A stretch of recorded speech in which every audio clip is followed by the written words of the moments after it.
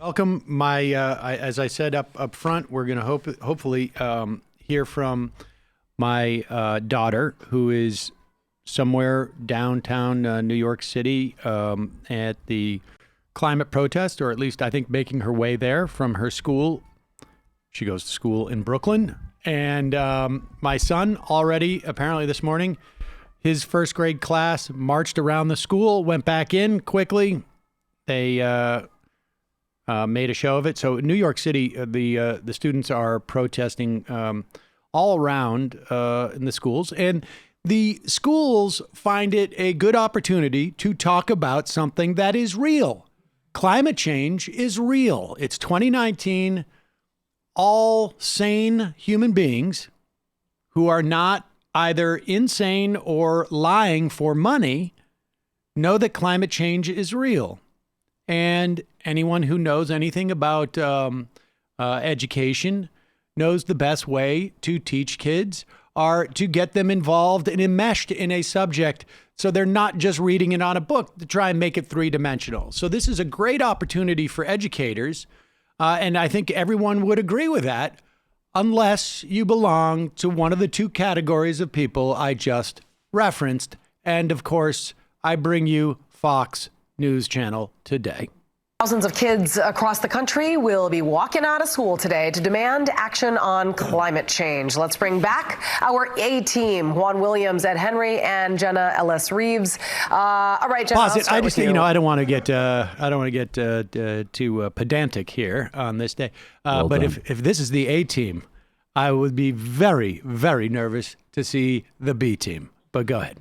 Williams, Ed Henry, and Jenna Ellis Reeves. All right, Jenna, I'll start with you. When I hear kids partaking in protests, I just think, okay, whose idea was that? Whose idea was this? Right. And, obviously, I think that kids can have their own opinions. I mean, my little brother has been very politically active and, has been a consumer of the news since he was probably 12. And so, we can't say that kids are always just informed by adults, but I think it's a valid question to say whose idea was this and on school time, right? Because this is also something that if you're going to make a political move here, is this something that is being led by the school administration? Is it compelled? Is it something, all of these questions are very important, and especially when we're talking about something like climate change. I mean, this is something that, if you look at the Democratic left and you look at everyone on stage, they had a 7-hour debate over this. I mean, who even watched that? Ed watched all of it. Oh my God, pause it now for 1 second. I just want to walk through some of this here.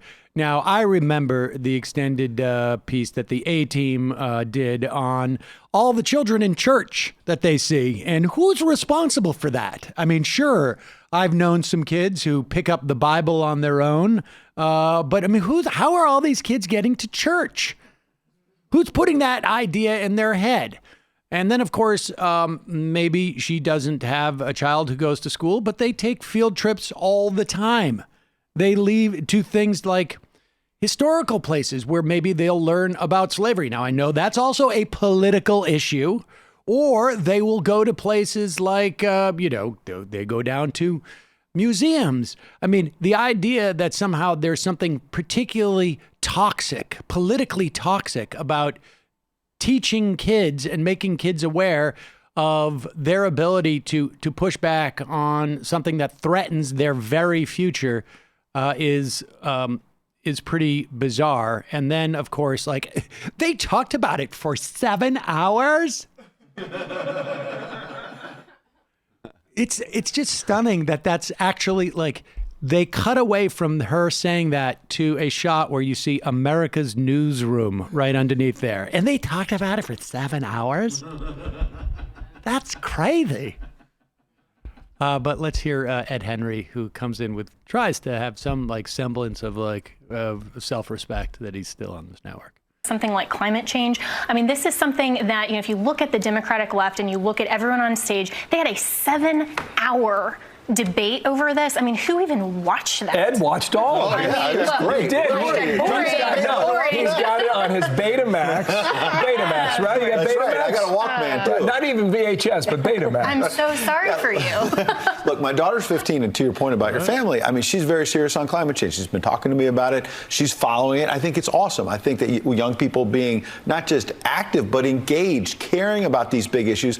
In all seriousness, we like to joke around here. I think that's great, and we shouldn't dismiss it. But I think when they start walking out of class over it, just like they did that, I saw the same at my daughter's school, I think it was last year, about gun control. Again, I think it's very important. It's great for kids, young people, really, not kids anymore, young adults, to be active on these issues, to be educated about them, know the actual facts. But to just say, hey, you can be politically active, you don't have to go to class.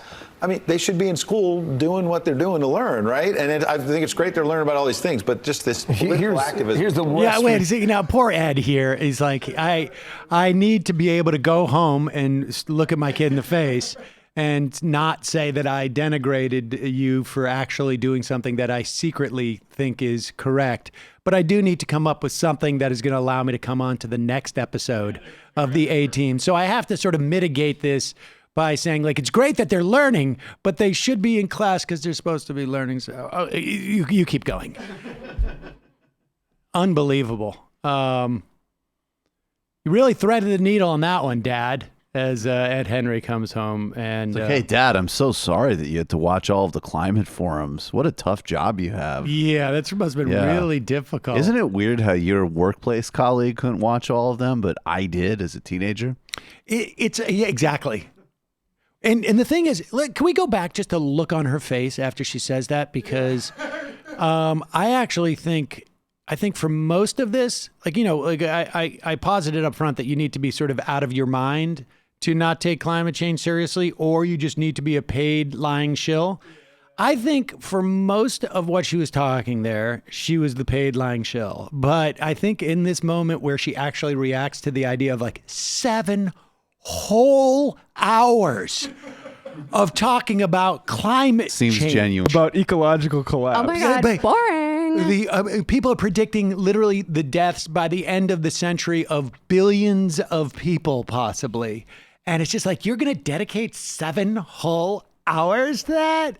She is literally, if you guys have seen ContraPoint's climate change video, the character that ContraPoints plays who just wants to like drink champagne in the bathtub. And she's like, I don't want to know about this, you nerd. Watch this. Something, you know, all of these questions are very important, and especially when we're talking about something like climate change. I mean, this is something that, you know, if you look at the Democratic left and you look at everyone on stage, they had a 7-hour debate over this. I mean, who even watched that? Ed watched all of it. Look at her eyes. She like staring into the abyss. What do you think about that? Do you even care? There you go. But you know, we should say these protests are taking place across the globe. Millions of people participating in this. So what you're saying is whoever's organizing this has global reach. Of course.